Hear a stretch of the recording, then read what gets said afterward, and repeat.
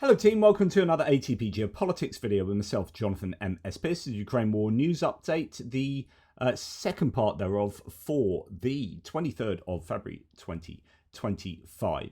And I have just done an extra video on Elon Musk presently and what he's saying about Ukraine and how egregious it is. Because it was due to be in this video and it would have made it too long. This video is already going to be too long. There's an awful lot to talk about, particularly with regard to America. I'm going to start with Slovakia. Why not? Robert Fitzo. No one disputes that Russia's use of military force in Ukraine was a violation of international law. Very kind of him to admit. However, Russia had serious security reasons for doing so. Oh, it's a serious violation of law, but they were justified in doing so. Okay. Serious security reasons for doing so. It had been misled for a long time about NATO enlargement. Oh, that's a Russian narrative. Go and read Putin's 2020 essay because you'll find it won't really mention NATO enlargement much at all because it's not that important for Russia, really. Okay. He also accused the EU of pushing itself to the table of peace negotiations between the US and Russia, although for 3 years they have openly supported and continue to support the war in Ukraine. Finally, speaking about Ukraine, Fitzo acknowledged that, quote, peace negotiations may not lead to the realization of a just and lasting peace for Ukraine and its territorial integrity. There you go. No justice there, but, we shouldn't have the EU being involved, even though Ukraine has asked for the EU to be involved, and they're the ones that have been invaded, and they're more likely to bring about a just and lasting peace for Ukraine. So don't complain that Ukraine, or don't state that Ukraine are unlikely to get a just and lasting peace. And then whinge about how there are things in place that might get them a just and lasting peace, and you don't want those things to be in place. Ridiculous. France and Estonia will host a meeting of European defence ministers on Monday to discuss how to bolster support for Ukraine. So there's this talk about a 20 billion euro package from the EU to Ukraine, a kind of riposte to the Trumpian situation at the moment. But there could be some issues for that from the likes of Slovakia, but also Hungary. Now, the video conference will include UK, Germany, Italy, and Poland, as well as representatives from the EU and NATO. So we'll have to wait and see what happens there. Now, this is not apropos to anything in particular, but just you've got at the moment the American government, the Trump administration, wanting to raise the debt ceiling. Why do they want to do that? Because they know that the tax cuts they're going to make for billionaires is going to add 2.8 trillion to the deficit. So in order to try and mitigate the deficit, really, you can argue that everything that Doge is doing, slashing the government, is about trying to save money because they're going to give these massive tax cuts to the rich. Because that was what was promised, and that's how a lot of the funding came Trump's way. Well, the US is unlikely to do that given, you should see some of the debates going on in Congress at the moment and how they are clearly not going to do anything other than support things that will please billionaires, essentially. But I'll do that in a separate video. But it's just really interesting that the French National Assembly has just voted to advance a billionaires tax with 116 in favour and 39 against. Like, really overwhelmingly, just like that. Tax enjoys huge public support, with 75% of the French backing it. And some people are talking about where Trump will go wrong in the US is on the economy. But how the Democrats need to fight back should be in terms of everything they're doing is to the benefit of billionaires. And they're not doing that enough at the moment. Democrats are being caught napping, right? They need to be going down almost like a left-wing populist, or it shouldn't actually be left-wing. So the populist approach should be communicating to the people that the elite billionaires are the ones that are, you've got these populists that come in saying the political class, the political elites, they're all corrupt. But instead, they're replacing them, they're slashing out civil servants, replacing them with a corrupt billionaire oligarchy. Now, what the counter-narrative needs to be is you've got an oligarchy that's making decisions that's not to your best interest. So we've seen the price of insulin now go back up as that Republican administration is now reversing all of the things that will benefit the working class, that benefit the workers, benefit those struggling to afford insulin, etc., etc. So that's a narrative that needs to play out. And yet in France, it's just easy. It's like 75% of the French back a billionaire's tax. And actually, if you put a billionaire's tax to Americans, you'll find it will have big popular public support. It's only the Fox News and these big influencers that will tell you otherwise. Similar levels of support are seen in polls across other countries, including the US. So it's just absolutely fascinating there. It still needs to pass the Senate, but there are good reasons to be optimistic. I thought that's an interesting little thing to throw in. Now, Jordan Bardella from the Rassemblement National, Marine Le Pen's party, that is basically the French far right, they cancelled going to CPAC, the Conservative Conference, because Steve Bannon did a Nazi salute. So when you're too gross for even a French far right leader cancelled CPAC speech over Steve Bannon's Nazi salute. Do you know who didn't cancel? Nigel Farage. Someone questioned me yesterday because I said Reform UK are basically MAGA imported into the UK. And he said, look, I really support your videos, but you're absolutely absurd to say that. To which point I brought all the receipts, right? Like all the, you can talk about the policy crossovers. You can talk about Make Britain Great Again. You can talk about Nigel Farage being at the CPAC, at the MAGA conference. Nigel Farage absolutely loving MAGA, wearing MAGA hats in the colour of the Reform Party. And then you can talk about, newspaper articles like in the Evening Standard, how he's importing MAGA. I mean, the receipts are all there. Like, Reform are MAGA. And that's why when you see polls of Reform Party supporters in the UK, they are overwhelmingly more likely than any other party to support Donald Trump, and actually more likely to support Vladimir Putin. There's not huge support for Putin, but they do have significantly more than any other party. Like these Reform UK, Nigel Farage, who has just been hanging out. So the reason I say that, Nigel Farage got on stage, I think, with Steve Bannon and shook his hand and, these photo ops and everything. Yet Jordan Bardella would refuse to go to CPAC because of that. Nigel Farage, he's fine with it. Absolutely fine with it. Insane. Interesting here, former Finnish Prime Minister Sanna Marin explained that Finland's decision to join NATO was partly influenced by concerns about Donald Trump's possible return to power.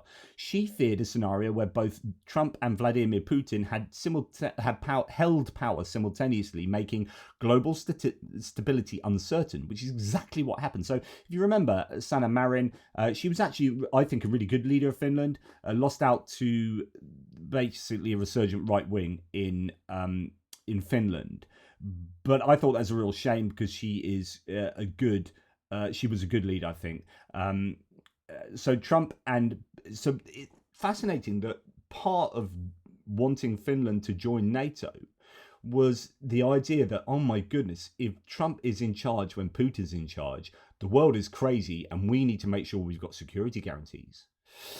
Marin criticised Trump's rhetoric, calling it alarming for smaller nations. She also warned that Russia will not stop its invasion of Ukraine unless actively countered.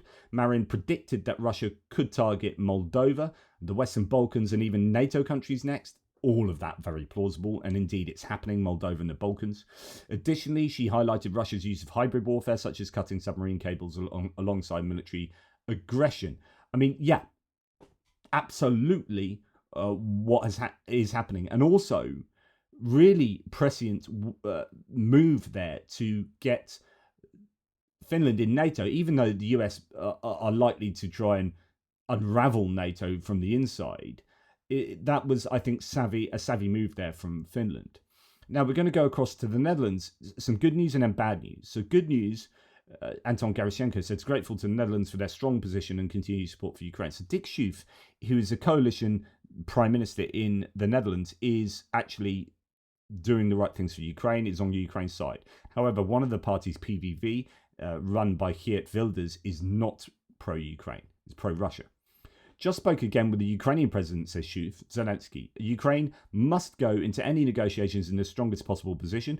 I once again assured Zelensky that Ukraine can continue to count on our military, financial and political support. With the help of European sanctions, we are keeping up the pressure on Russia. A ceasefire without Ukraine and Europe at the table is not an option. For the future of Ukraine and Europe, Russia must not emerge from this war as a victor.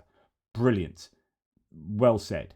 However, as JR sent me, Dutch Minister Marjolein Faber from the PVV, from Geert Wilders' party, falsely claimed that Zelensky was, quote, not democratically elected, echoing Kremlin propaganda. After a backlash, she retracted it, but the damage is done. D66 warns of Putin's lies at the Dutch cabinet table. It's unacceptable, says JR, and I totally agree. You have that infiltration of the Russian narrative. You've got it in Congress. You've got it in the White House. You've got it in certain areas of Europe, and that is really, really concerning. Now, the Spanish Prime Minister is calling for lasting peace before a Kiev visit. So he's going to go to Kiev. Pedro Sanchez has condemned Russia as the clear aggressor. Then that's against... You're getting quite a lot of unity from inside Europe in support of Zelensky and against, really, the Trump position. So he says that Russia is a clear aggressor in Ukraine while criticizing Trump's unilateral talks with Moscow, going over Zelensky's head. Now, what we're going to be watching for this week is Macron going to the White House on Monday and Starmer going on Thursday. Starmer, I think, is probably going to go and try and not appease Trump, but try and, I guess, convince him by probably a lot of flattery. And you can see why he would do that. I'm unsure that the correct approach is to try and cozy up to Trump. I think the correct approach is just being really bloody strong and saying, look, if you don't do this, this is going to be an economic nightmare for us all, but particularly you. And if you're worried about your polls, which he should be, because at the moment, Trump's polls are cratering. They've gone down right across all the pollsters. He is being seen as poor on the economy, particularly interesting there because the price of eggs, price of everything's going up. He's cutting all these jobs. So the jobs reports in not this month, but next month will be terrible. And that will add to economic instability. So Starmer can go and say, look, if you're going to start a trade war with the EU, and if the UK is going to be siding with the EU, with the UK as well, and you're starting a trade war with Canada and maybe Mexico and etc., and then you've got China as well, then, you're going to be in trouble. Your polls are going to show you to be struggling, and you're not going to like that. So I would really get together with Europe to work with Europe rather than against Europe. If you're going to work against Europe, this will end badly for you, Trump, and you will not get the Nobel Peace Prize. You will not go down in history as this great peacemaker because we will not support that peace plan, which is you trying to extort Ukraine. So if Starmer goes in strong, he may burn his bridges, but he may earn a bit of begrudging respect from Trump. But more importantly, he'll be doing the right thing.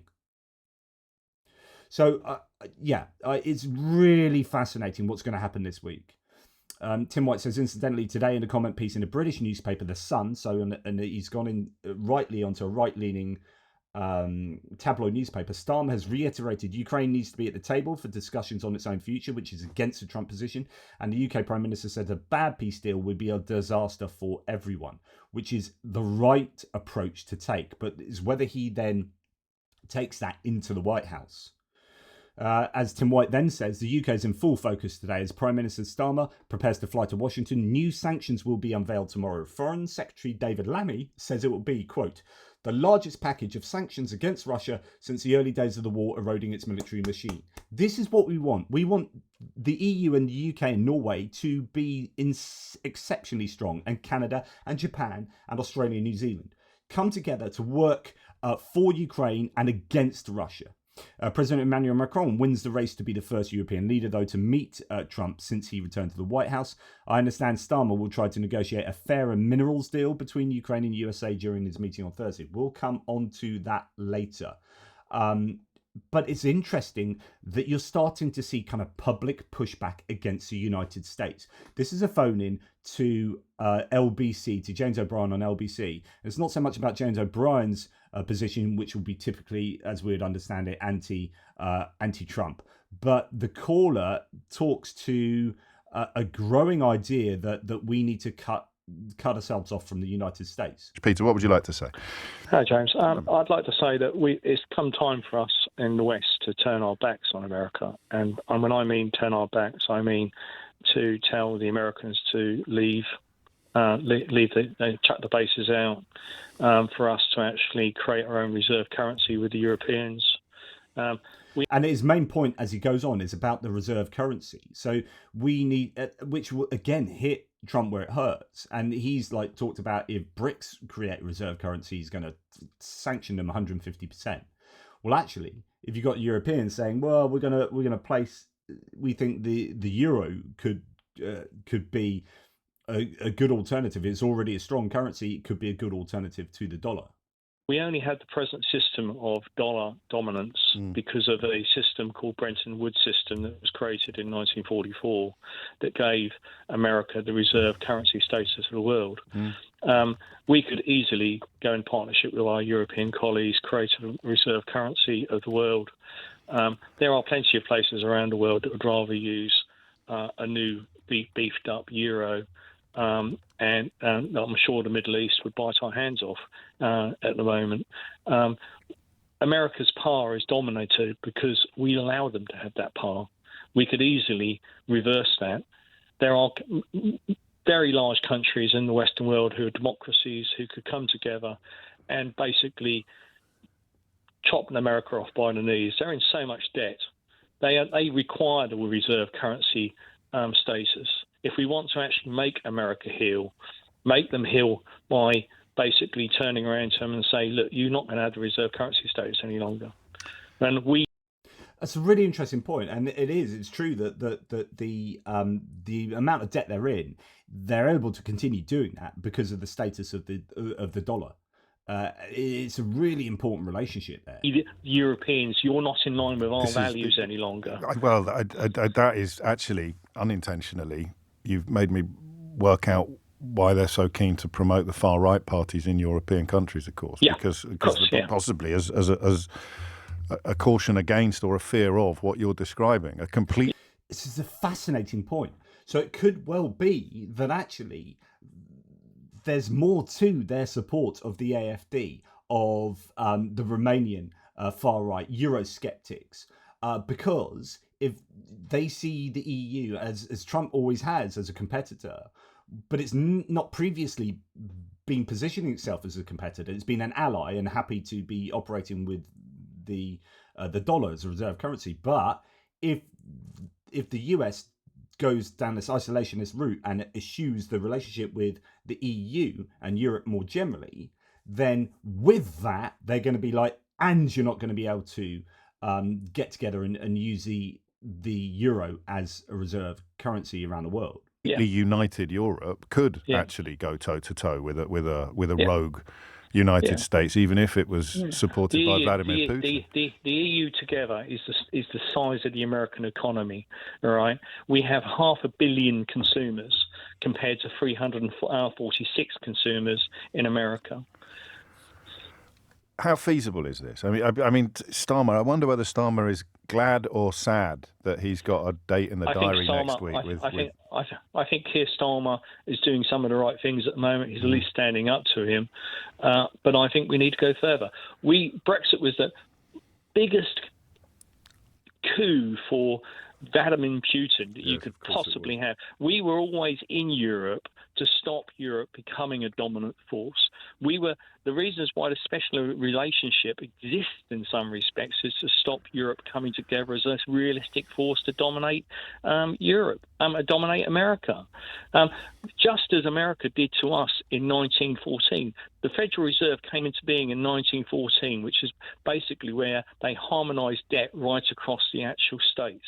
Within 4 years of actually doing that system, it became one of the most dominant currencies in the world, overtaking the sterling. It didn't officially become a reserve currency until 1944. The problem is unity, right? Or rather... So on and so forth. Just really interesting discussion there that adds another dimension to this game of chess that's going on.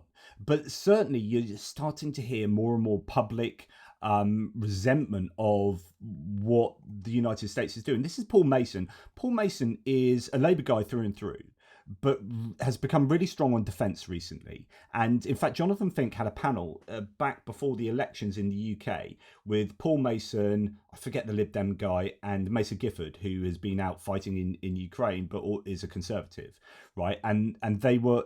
essentially, it was a really great panel because everyone was really united on pretty much all the points. And it was just lovely to see that there was no polarization when it came to Ukraine, and there was this cross-party support for Ukraine. And Paul Mason here is at, so was it yesterday? I think there was a massive demonstration outside of the Russian embassy, a massive pro-Ukrainian demonstration in London. I'm here outside the Russian embassy in London to protest on the 3rd anniversary of the full-scale invasion of Ukraine by Russia. There are tens of thousands of people here, including British Ukrainians, Ukrainian refugees, the British trade union movement, young people, social groups, and there'll be more on Monday night. Now, we can't avoid the fact that what's happened in the last week is that America, in the shape of Donald Trump, has decided to walk away from the Western alliance. They're creating conditionality on continuing to support and aid Ukraine, and they're issuing gross insults against Ukraine's president and by implication Ukraine's people as they resist Russia. Well, guess what? The Brits were in that situation. In 1939, 1940, America didn't back us. We were on our own, and we fought alone. The good thing is, Ukrainians don't have to fight alone. Most of Europe is standing alongside them. Much of the global south is looking at what's happening now, seeing Trump trying to grab Ukraine's natural resources and thinking, okay, hold on a minute, that could happen to us.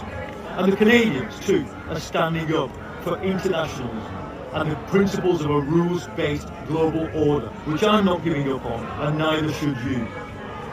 In a way, the good news is the borders of Europe now start at the Ukrainian-Russian border and end at the Canadian-American border. Metaphorically, at least, mentally, that's how big the ideal is. We have resources, we have people. What we don't have is an attitude of spending money on our own defence and getting serious about national security. And there's a left-wing person who has opposed almost all the wars Britain chose to go and fight on its own behalf, the wars of expedition, the wars of choice. As a lefty, I am telling you, we can't avoid national security and self-defense anymore. We're going to have to rearm. We're going to have to learn the lessons of our Ukrainian brothers and sisters, see how they have resisted, see how they have innovated, and we're going to have to convince a generation of young people, just like the young Ukrainians here, who know there is no future and there is no social justice in a world ruled by fascists like Vladimir Putin and autocrats like Trump. Wow. I mean, goodness me, that is absolutely nailing what I think is every point that needs to be made at the moment, which is that we need to stand strong in the UK, but also it's that wider ideal of Europe, UK, Canada, Japan, Australia, these other countries as well. But as a lefty, and I put myself fairly similar to Paul Mason there in my political outlook, although I'm not a Labour person particularly, I'm just generally whatever works, that's not them over there type thing. But, you know, he's strong on defence, and I've become strong on defence because I now understand the geopolitical necessities in modern politics with regard to the threat of China and the threat of Russia as well. And so, you know, I really think that was what he was saying was on point, but it's also desperately sad. It's desperately sad that the United States seems to have shot itself in the foot and is losing all of this support from people that otherwise support it. Like when I criticize the United States, I criticize people like Trump and his administration and anti-democratic movements and people. but not the American people. I think the American people are broadly 50-50 split, but it's largely down to, I think that split would be very different if it wasn't so hugely disinformed. When I criticize, remember that I'm not criticizing all Americans, as I'm sure many of you will know, because I have very many American followers here, subscribers and whatnot. Okay, Ed Davey, again, talks to this point. So he's the leader of the Lib Dems in the UK Parliament. Trump is on the brink of betraying Ukraine and the UK. That is what our politicians are publicly saying. So Britain must lead in Europe by increasing defence spending immediately. Wow. So Lib Dems, you got Labour, Lib Dem, Conservatives. Pretty much, I think the Conservatives would agree, we need to increase defence spending. He says immediately, and all political parties should get round the table to make that happen. This is a really good point. If you got together with all the parties and said, right, how do we make defence spending happen, given that we got all of these other demands for that finite money? And if you can have a cross-party agreement, then it kind of mitigates against public's sentiments that might be against that kind of expenditure. I fear what happens if we don't take this step, says Ed Davey. And do you know what? Absolutely agree there. Okay, we have what next? So, although I say we've got cross-party support for what is going on in Ukraine in general, and you would hope for an increase in military expenditure, defence spending, I do wonder about Nigel Farage, right? And I've talked about how he is importing MAGA into the UK. This is from GB News, which is, I think, a MAGA mouthpiece in the UK. And this, he goes not to Clacton to his, that I've seen another meme coming out of like police searching the undergrowth saying for 32 weeks the police search is still ongoing for Nigel Farage in Clacton, because he just doesn't go to his local constituency. He's voted in to represent them, and he spends all his time hobnobbing with Putin's mouthpiece, Donald Trump, in America. So anyway, this is him at the CPAC. I don't know what you're doing there, but it's unsurprising that you're there. And what a time it is to cross the pond. My country. You can't say anything, or you might get put in prison. We're getting poorer. Everybody's miserable. And all is downplaying the UK completely publicly, traitorously, you could say, downplaying the United Kingdom. But one of his big things is we got more, people are in prison because they can't say what you want. In my country, you can't say anything, you might get put in prison. Says Nigel Farage, who never shuts the F up and yet remains, curiously, at liberty to say whatever he wants. So it's absolute nonsense. And this is his talking point. And you heard this the other day from Carla Sands, that there are more people in prison in the UK for freedom of speech issues than in Russia. And it's like, really? And by the way, if you're going to look at official stats, when in Russia, it's like people are killed, poisoned for speaking out of turn, as they see it. And Alexei Navalny, that is being put in prison and murdered for exhibiting some form of freedom of speech, except it wasn't free because he died for that. So don't come back at me with like, officially, actually, statistics show that more people have it. No. That doesn't work with me. Like, there is no freedom of speech in Russia. So go and do one. Right. And then it gets interesting because Poland.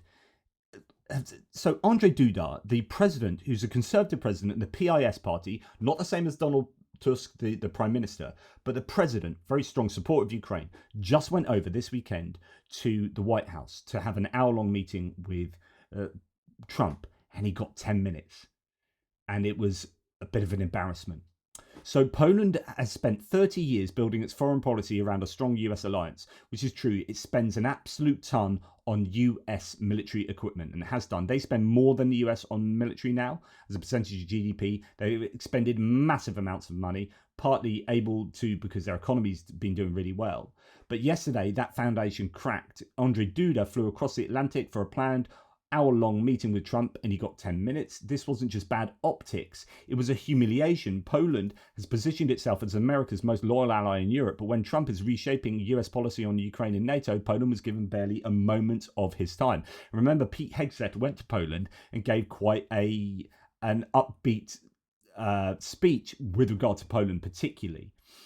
He's in Secretary of Defense. So Poland does have this quite interesting relationship with Russia, with the United States. Duda had no offer, no clear role after refusing to be part of the stabilization mission. Meanwhile, France and the UK are shaping proposals on Ukraine. They have leverage. Well, I hope they do. After the meeting, Duda and his camp scrambled to spin it as a success. They searched for breadcrumbs, Trump's warm words, a vague mention of military cooperation, a possible visit to Poland, but none of it changes the reality. Trump's words were warm, but the actions matter. His team is cutting Ukraine out of talks with Russia. US support for NATO looks uncertain, and yet Duda left Washington with nothing but scraps. For years, Poland's security strategy rested on unquestioning faith in the US alliance. That strategy is being dismantled day by day.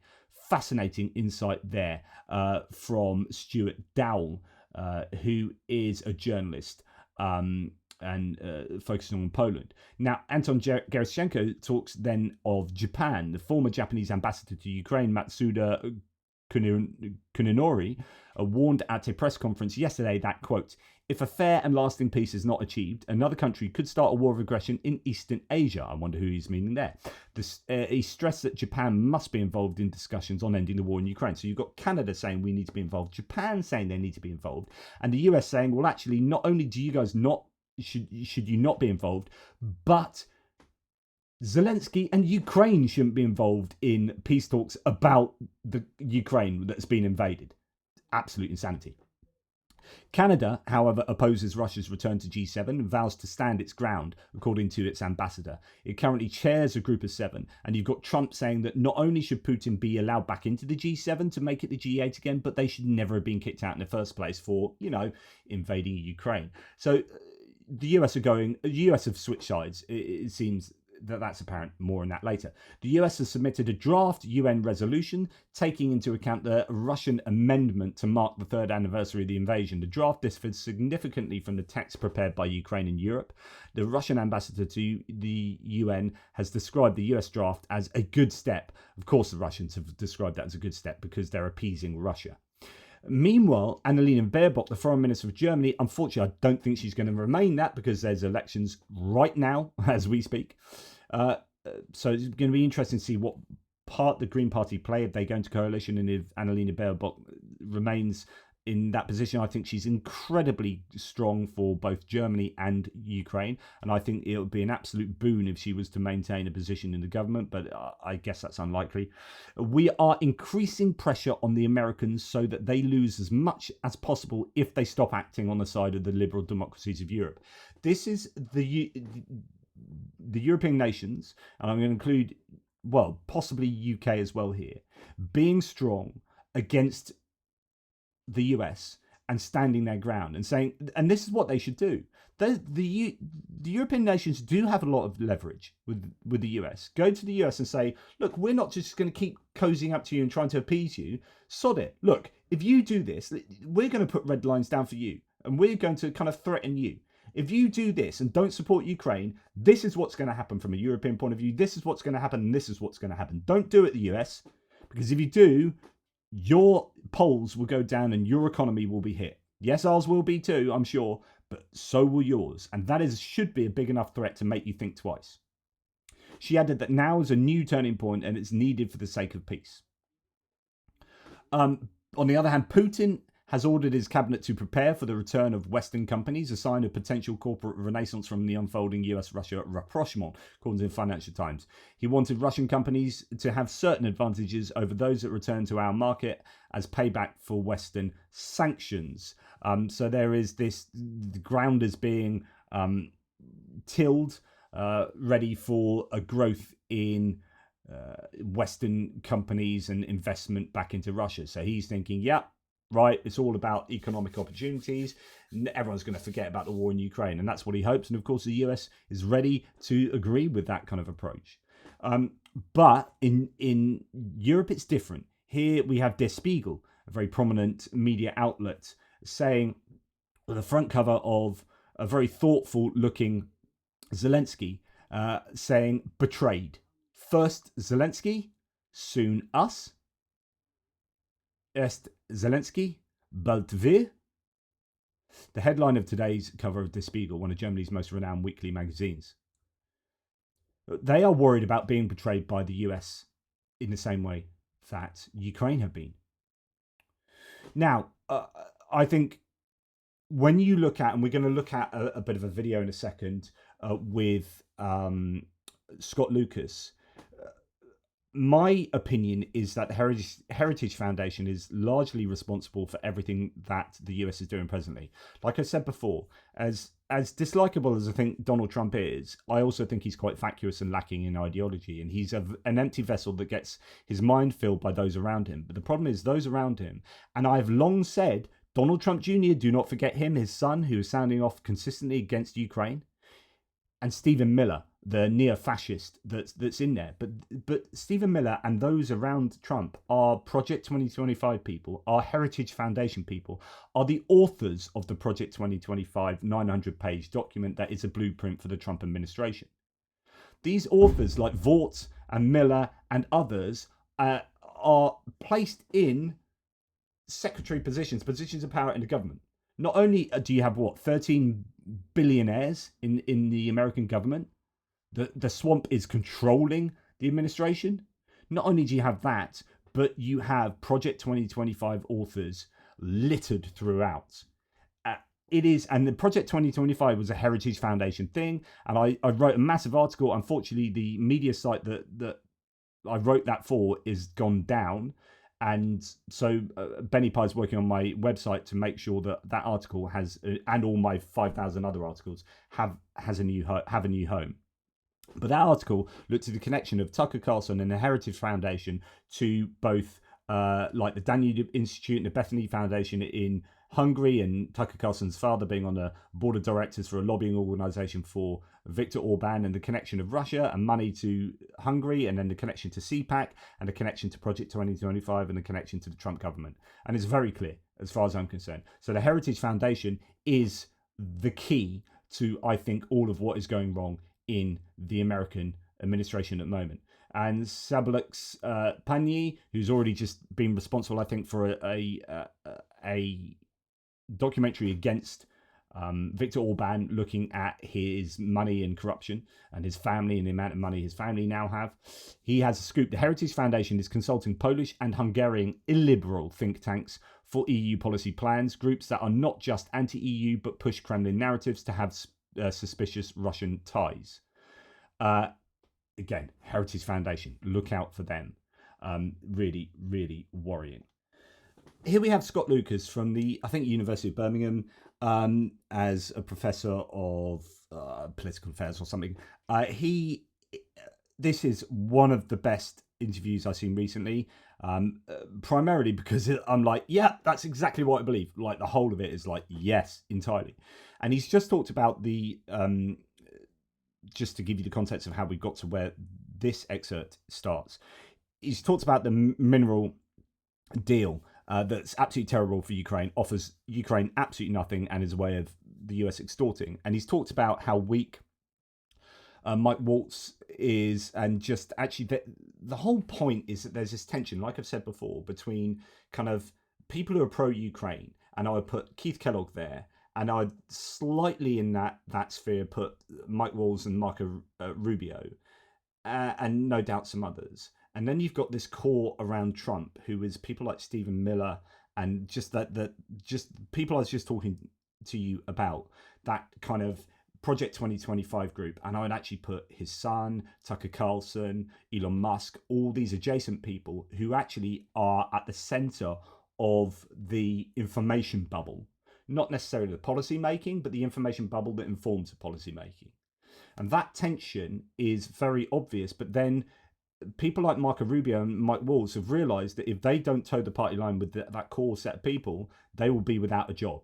And so they are now moving over to there, Whereas before, you look at what Marco Rubio said since the beginning of the war, you wouldn't have put him in that category, but now he's towing a party line. And that leaves Keith Kellogg, who's been to Kiev just recently, and he's just going to be sidelined.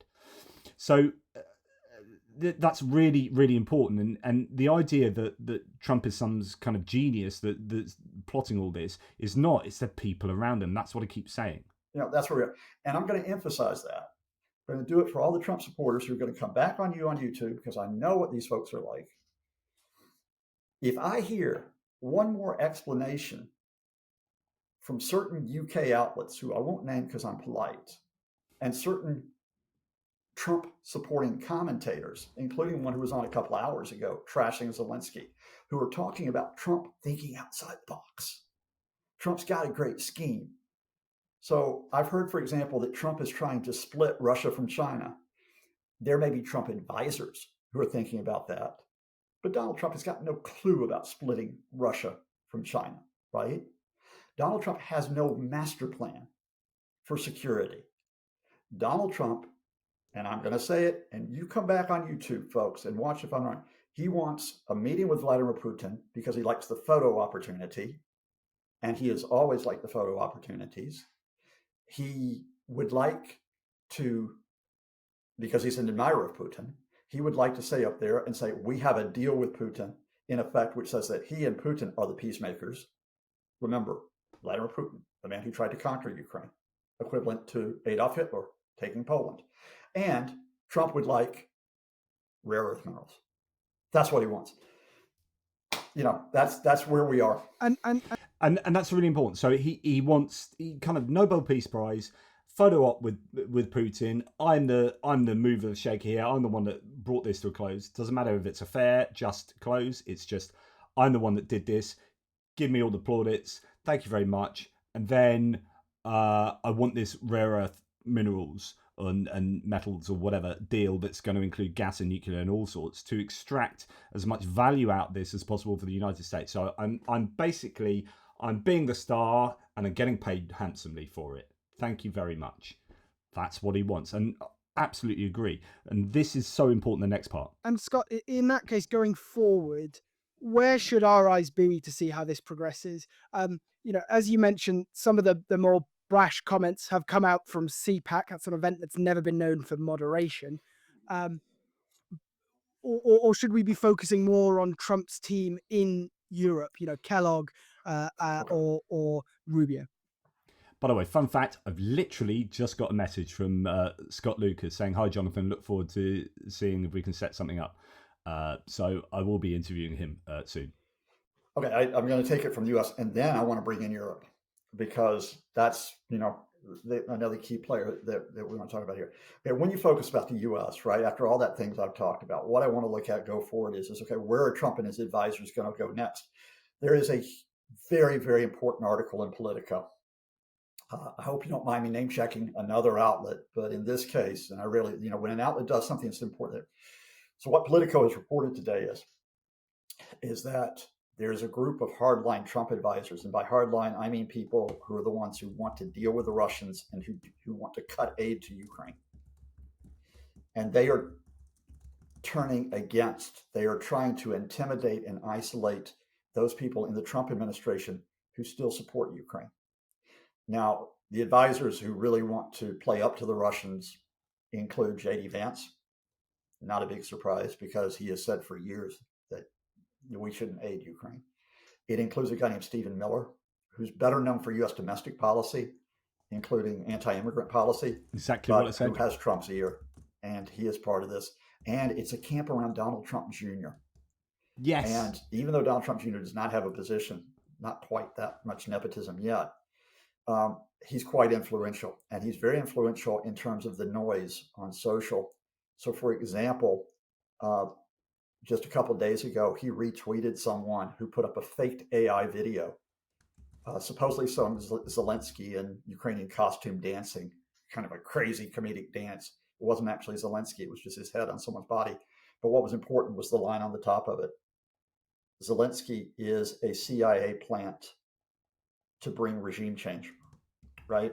And that's pretty damning.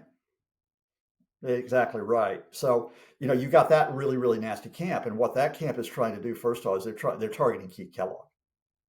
That's why I told you the Kellogg story earlier.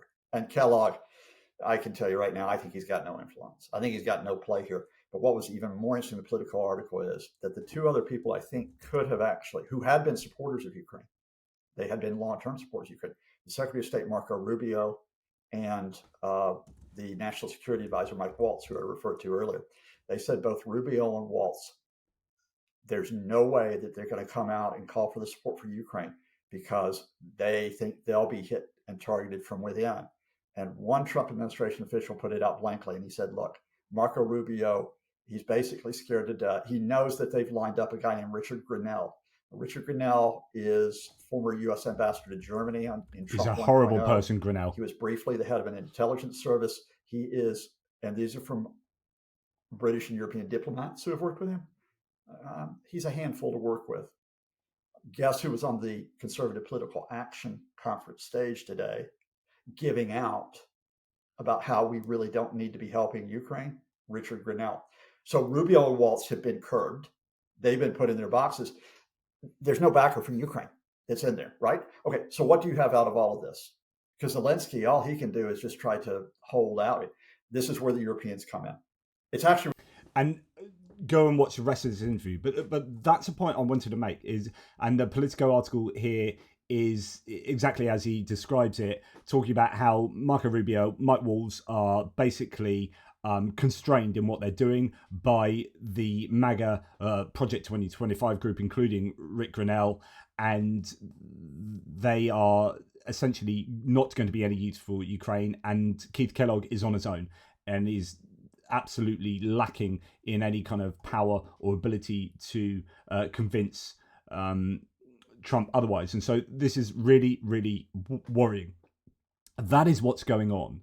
And that is, I think, a really good analysis there from Scott Lucas, who's outlining that. Now, in this context, just to remind you, Trump has fired a bunch of generals and admirals, including Joint Chiefs of Staff. Pentagon was apparently pausing their mass firing of civilian employees in order to evaluate potential impacts on military readiness. But as someone says, maybe their readiness assessment should have been the first step and not like halfway through. But then I heard this after that they are going to be, and they announced this on Friday. It's a very normal thing to announce these big things on Friday. It gets everyone to panic, and then there's no one at work for a couple of days. So there's nothing you can do about it. So Pentagon said Friday it will fire 5,400 employees in an initial purge of its workforce. As President Trump's hastily issued orders to shake up the Defense Department have faced new scrutiny. But of course, this is coming when the US the US is looking at making much greater cuts to the Department of Defense. Hegseth announcing 8% per year over 5 years, amounting to roughly sort of 35% of DoD funding being cut at a time when China and Russia are ramping up their defense spending, and the US is cutting all sorts of other expenditure. And then Trump said, just as a kind of throwaway comment the other day, I'm going to convince Xi Jinping and Putin to cut their militaries in half, and I think they'll agree. Will they bugger? Just honestly, Trump is handing power away. Then we get onto the bit about Elon Musk, where I did a whole video on him, essentially just saying outrageous things to support Russia and to attack Ukraine. And as Ilya Ponomarenko says, not a single freaking time have they trashed Russia for exterminating Ukraine instead of blaming Ukrainians for resisting. They just they blame the victim and attack the victim, and it's disgusting. And Elon Musk is right at the center of that, as was hinted at by Scott Lucas in the Politico article. There are these people that are surrounding Donald Trump that are giving him the whispers of disinformation. Now, then you've heard Trump say, well, Zelensky's presence at the negotiations is not that important. He doesn't even need to show up. Like, it's absolutely outrageous. Zelensky's not important to negotiations on ending the war, says Donald Trump. US President Trump claimed that Zelensky is not essential for the negotiations to end. So he's just going to act on behalf of Ukraine with Russia, and it will benefit Russia and screw Ukraine over, but you don't get to turn up in your own in negotiations that dictate the end of or the existence of your country, and its future. You don't play a role in that. It's absolutely outrageous. And of course, that's when Scott Lucas comes in and says, well, this is where Europe plays the role. And this is where Europe have to basically diverge from the United States and stand strong. And I don't think they have any opportunity, because I don't think you're changing Trump's mind. Trump's mind does not get changed. The only thing that gets him to back down is kind of strength and lobbying, economic lobbying. So I think he backed down on Mexico and Canada because the economists and the businesses told him that he had to do that because he was going to screw them over. That's what speaks to him, the pocketbook, as they say. So this is Trump's opinion. But look what you have. You have a man who's led a country that had the most beautiful cities that they demolished, had the most beautiful domes. Those domes are the most beautiful But it's in all the world. Russia's. But that's Russia's fault, though, Mr. President. Russia They're did all the demolished. 1,000-year-old domes. So he won't listen to Brian. This is a radio interview with Brian Kilmeade. I don't know if he's slowed down or whether he's got a cold or something. But yeah, so Brian Kilmeade tries to set him straight. Brian Kilmeade actually is pretty good on Ukraine. I disagree with him on literally everything else in the world, but he's quite good on Ukraine. And he was trying to advocate for Ukraine there, and Trump was having none of it. And everything's demolished. I mean, it's like a demolition site, though. No, it's not. It's sort of like Gaza. Some of it in the east is. In fact, it's more. At least Gaza has a couple of buildings standing. When I'm in my reflective moments, usually in the shower when I'm having an argument with Trump, I'm like, how would I go about an interview with Trump? Like, any interview I'd had with Trump, he would stand up after 5 minutes and lead the interview, and that's a problem because he can't handle tough interviews. But I'd be like, I'm going to ask you a question, Donald. Right, what percentage of cities over the size of 300,000 civilians in Ukraine do you think have been demolished? Just a real simple question. Get a sense of what he actually thinks is true. And then when he says, well, 90% of them, I'm like, okay, you don't have a clue what you're talking about. So please, can you stop lying about this? Here's the actual percentage. And I present him something and say, like, Bakhmut isn't a huge city. It's not over 200,000, 300,000 people, whatever. That is destroyed, yes. But these places that have been destroyed are smaller towns in the east. No big city has been reduced to rubble. Kharkiv, the second biggest city, is one of those that's been pretty badly damaged, but it's overwhelmingly largely still standing. And yeah, when Kherson maybe, but that's not a huge city either. But that is now a horrible place to be, but predominantly not because of being turned to rubble, but because of drones are hunting civilians. So just like, I would just question him on what his perceptions are. This place, you take a look at the demolition of so many of those cities, and and all those people are killed, never to come back again. But Mr. President, that's all. That's Vladimir Putin's fault. Don't you agree? I get tired of listening to it. I'll tell you what. I've seen it enough. And then So this is, you are regurgitating Putin's talking points, is effectively what Brian Kilmeade is saying. Now, apropos to what Scott Lucas was just saying, Sean Pinner says Zelensky stayed in a fight with his people and would have certainly been killed if Russia were successful in taking Kyiv. Trump is so far detached from reality, it's unbelievable, which leads to three things. He is being wrongly advised, he is mad, or he is owned.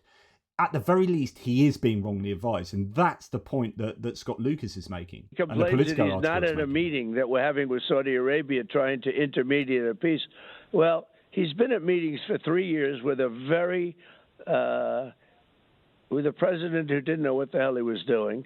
He's been in the meetings for 3 years, and nothing got done. So I don't think he's very important to be at meetings, to be honest with you.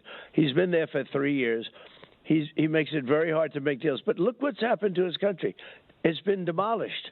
But no, I hear you. He's going to go back. But Mr. President, do you know who's to blame for that? If and when there's peace, but don't you think it's Vladimir Putin that did the invasion unwarranted, to try to take back land he had no right to? And don't you think fundamentally that's that? And if you could just, and now both sides want to talk, it seems, so we should just get to that point? They only want to. So if I was Brian Kilmeade, I would have left it not gone on so long there and just, are you going to admit that it's Russia that invaded the country unfairly, blah, blah, blah. Get him to admit at least that. Trump's comments on his interview with Brian Kilmeade, on Putin, he wants to make a deal and he doesn't have to make a deal because if he wanted, he'd get the whole country. Trump on Zelensky, I've been watching for years. I've been watching him negotiate with no cards. He has no cards and you get sick of it. You just get sick of it, and I've had it. You get sick of what? Zelensky advocating for his own country and his own future. This is why Donald Trump is a horrible human being. Like, because you can't, even if he's being badly advised, his moral calculations are still like insane. He's still victim blaming. He's been at a meeting for 3 years, blah blah blah, as you just heard. But the idea that he's got no cards, and I'm sick of it. I'm sick of Zelensky standing up for his own country and his own people. Now, the Daily Telegraph is reporting the United States is also going to abandon the attempt to bring war crimes prosecutions against Russia for invading Ukraine. So now the US is going to step back from saying that Russia has even been involved in war crimes. It's disgusting. So the question is, what is the reason for this? Yes, so we go back to Sean Pinner's questions there. Like, is it that he is wrongly advised? Yes. Is he mad? Well, I would change that word from mad to ignorant. And I don't mean that super pejoratively. I mean, literally, he doesn't know enough. Just simple fact, he doesn't know enough about geopolitics and about Russia and Ukraine. If you don't read books, like I've read, 15 books on Ukraine since the beginning of the war, and Russia and Putin. I've read books so that I am knowledgeable on some of the background to do with this, so I can make evaluations that I think are more accurate and more, garbage in, garbage out, grounded in reality. Now, if he doesn't read, where does he get his information from? Well, from the people around him. So if he's wrongly advised and ignorant, then that ignorance plays into being more susceptible to being wrongly advised. He's got no way of vetoing. No, I know that's not true because I've read it in this book, or I've read it in these articles that are dealing with that. So no, what you're telling me is wrong, or he's wrong, but you need to justify how you're right and that book is wrong, right? He can't do that. He can't do that at all. So then he's also more, well, then, actually it's a separate one. Is he owned? And there's an awful lot coming out. There's a Medium, Sabrina Zabriskie article, which I have open here, actually. Trump's early contacts with Russia, Zarina Zabriskie, where she's like a 37-minute read of all of how Trump is compromised. And then you've got the Kazakhstan former KGB agent coming out and saying that actually his codename is Krasnov. And then you've got the fact that in 1987 you went to Russia, came back and took out full-page adverts attacking NATO, etc., etc. Right, Jürgen Naudit here from Germany saying the Russian Federation has been training Trump as its agent for 40 years. An interesting article in The Guardian from 2021. So this is what The Guardian had previously reported 4 years ago. Now, I'm saying all this because we need to understand why Trump is being like he is. Badly advised, ignorant, and possibly this. The source of the publication is a former KGB agent, Yuri Shvets. In 1977, Trump married Czech model Ivana Zelnikova, and I said the other day she is Russian, but of course she's Czech, and became the target of Soviet and Czechoslovak intelligence services. In 1980, Trump opened his first hotel, the Grand Hyatt in New York, and met Soviet emigre Semyon Kislin, who is allegedly an undercover agent. In 1987, Trump and his wife visited Moscow and Leningrad, where KGB agents convinced him to go into politics. The KGB collected a lot of information about Trump's personality and found that he was extremely vulnerable intellectually and psychologically and prone to flattery, and they played on that. After that, Trump looked for opportunities to put himself forward for the Republican presidential nomination. Trump was an ideal target in many ways. His vanity and narcissism made him an excellent choice for recruitment. Of course, Paul Manafort and all sorts of Russian influences in Trump's 2016 campaign were there. We know about that. It's the go and watch Active Measures on Amazon Prime, an amazing documentary that goes into the details of how that campaign was infiltrated by the Russians. And it's not conspiracy theory. All the data is out there. The information is there. Go and deal with it. The same year, Trump began publishing political manifestos in the American press in the form of advertisements calling for stopping defense payments to countries that could defend themselves. Does it remind you of anything? Interestingly, another former KGB agent had previously written about Trump's recruitment by the KGB in 1987. Is it a coincidence? Absolutely incredible. This is, Krasnov. So the other person he's talking about is a guy that came out and said, I'm a Kazakhstani blokey, formerly in the KGB, and I was in Directorate number 6, I think it was, which is responsible for recruiting and influencing foreign capitalist entities and businessmen like Donald Trump, and we codenamed him Krasnov, so which is why there's an awful lot of memes going around calling Donald Trump Krasnov.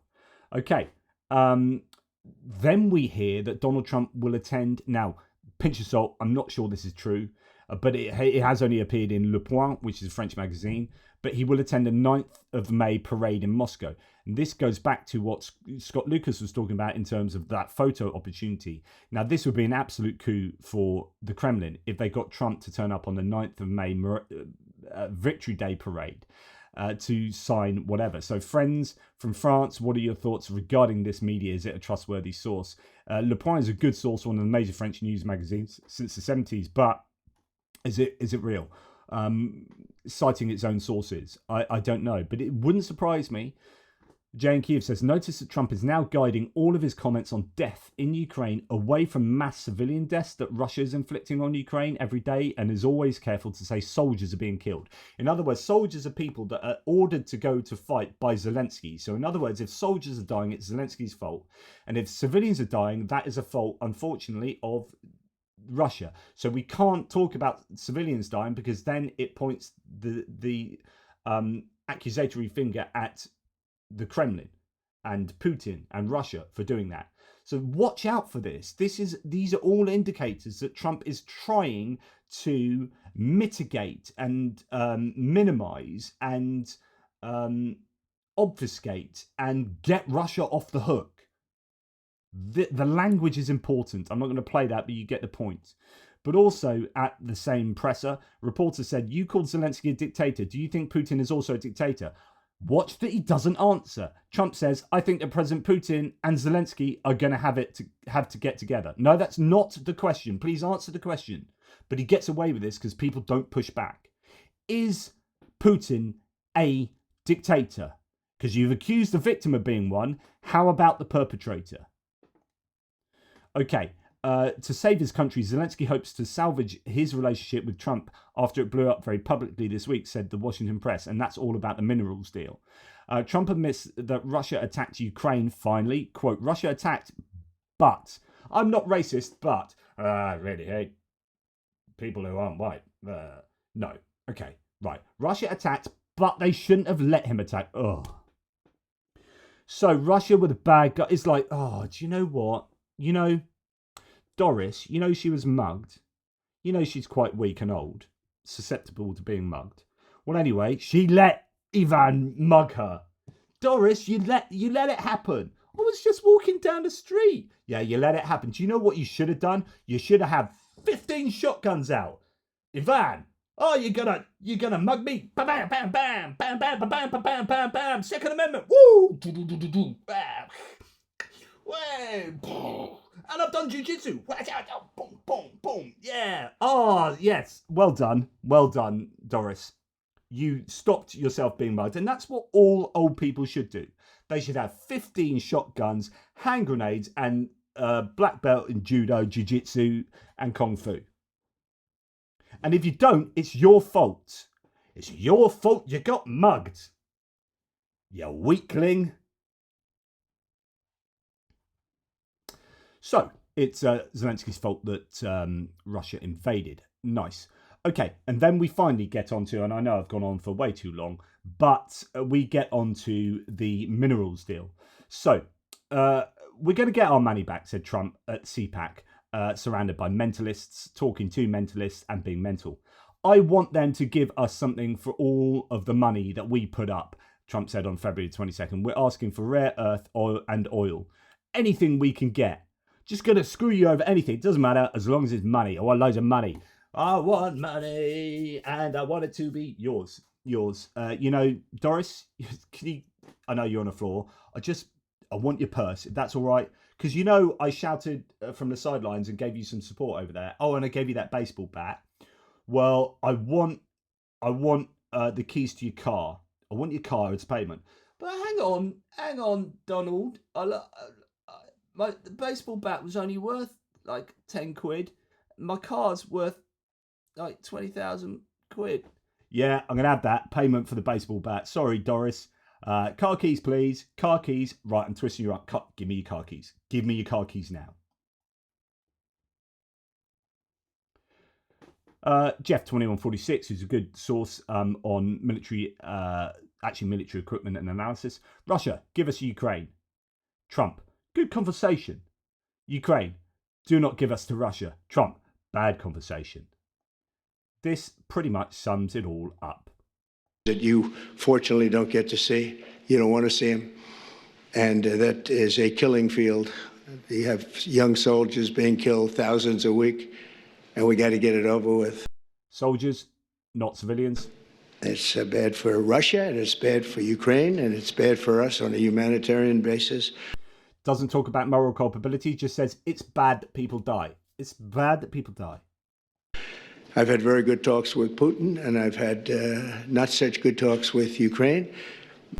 I've had very good talks with Putin because they're giving me what I want, which is business deals in Russia. And I've had very bad talks with Ukraine because they're not giving me everything that I want.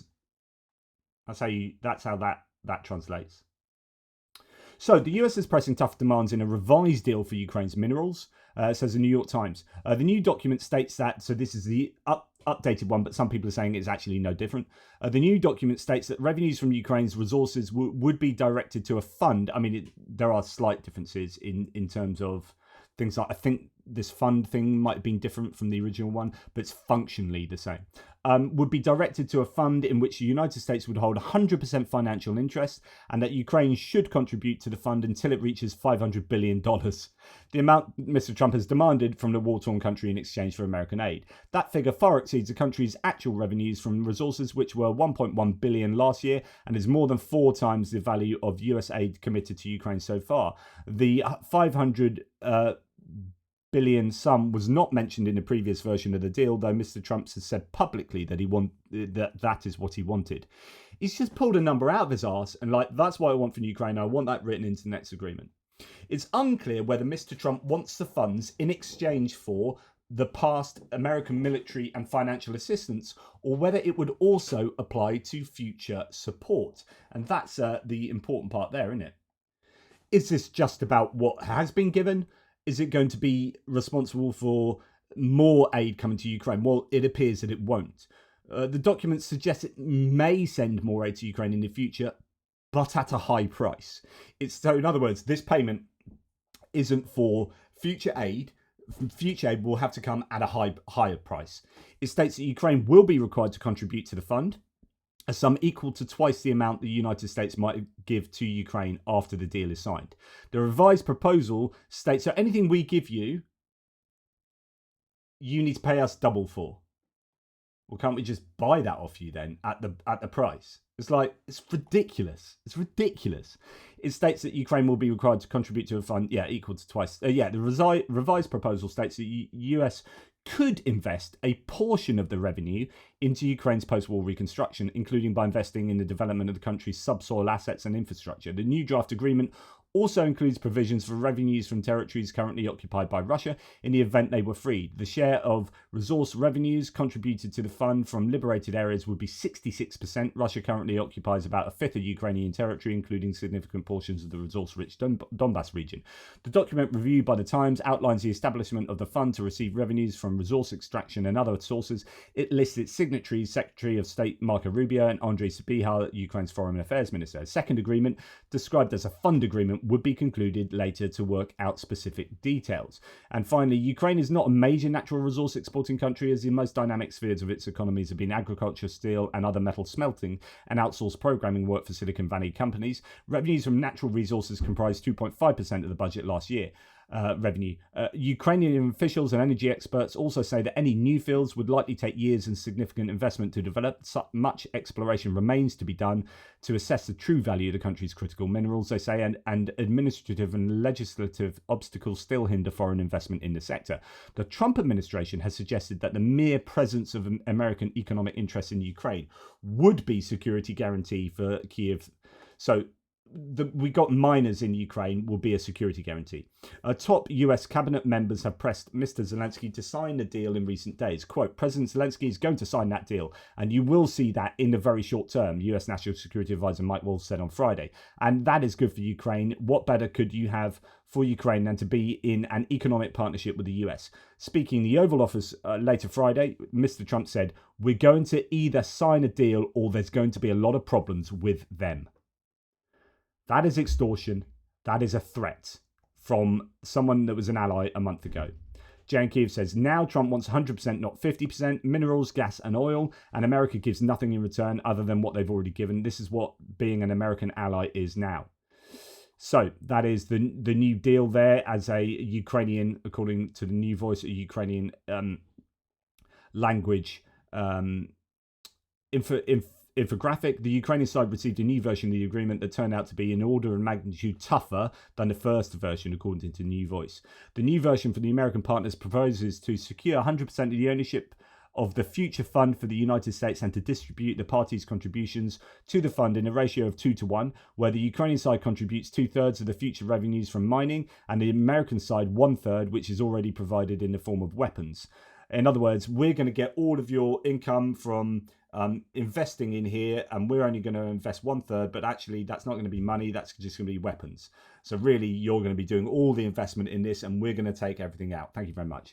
The American side proposes to set the size of the fund at $500 billion. The agreement covers not only minerals, but also gas and oil. Future revenues from ports are not included in the agreement. The Ukrainian side proposes to review the volume of the fund and establish a need to use the fund's money exclusively for investments in Ukraine. Okay.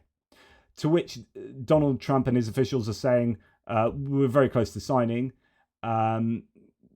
But then, despite what they're saying, Christopher Miller here says, quote, and this is coming from the Financial Times, the draft on the table now needs more work, said a person involved. We see many obligations of Ukraine and very weak things offered from the American side.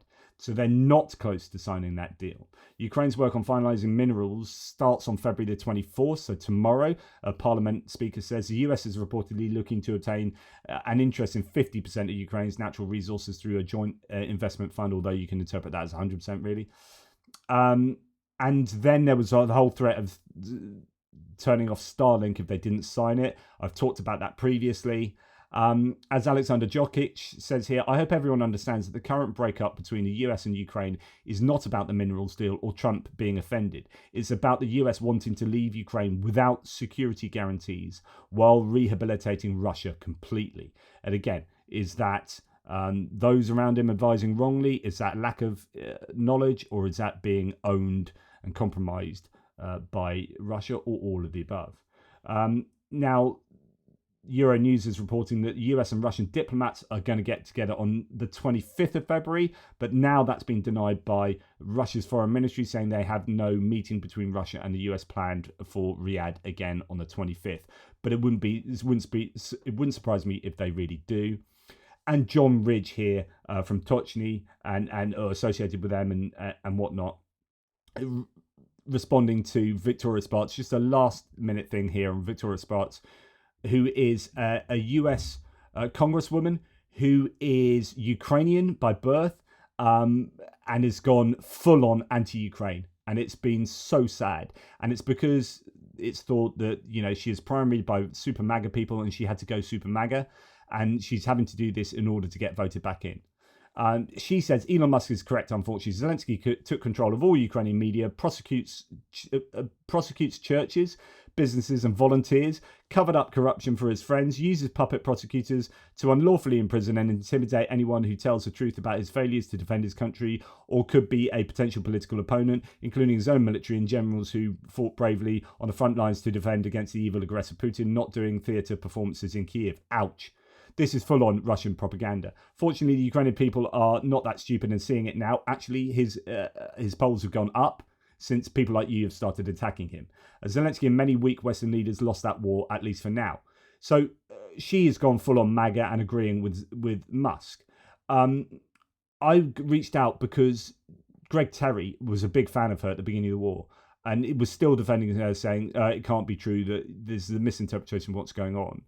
And then there's a number of times I was sending him stuff saying, really? I mean, it looks like she's gone full on MAGA. And I sent him this yesterday, and he said, yeah, she's been lost. She's completely lost. So that's him as a Republican admitting that. Now, John Rich says the sole Ukrainian American member of Congress being a pro-Russian chud is so deeply on brand, it's unreal. And yeah, it's deeply sad. Anyway, go and read MAGA Takes Aim at the Republican Hawks to get an understanding of what's going on inside the Trump administration. Hopefully this is giving you some greater context, and there's a lot going on at the moment, and I'm sorry this has gone on so long myself, but it's what happens when there is just an awful lot of information.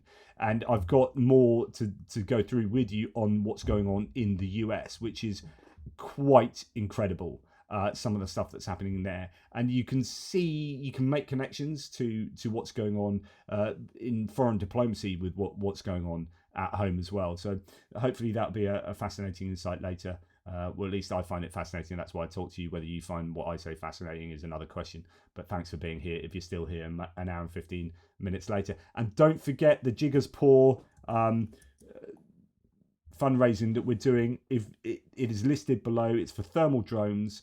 If you do donate, pressing the donate button, please remember to copy ATP for Triad, the comment there, and that will then be able to be put into a comment or reference field in whatever payment method you use. So please put ATP for Triad in the comments there. It's really, really important. Anyway, in the meantime, take care, guys, and I'll speak to you soon.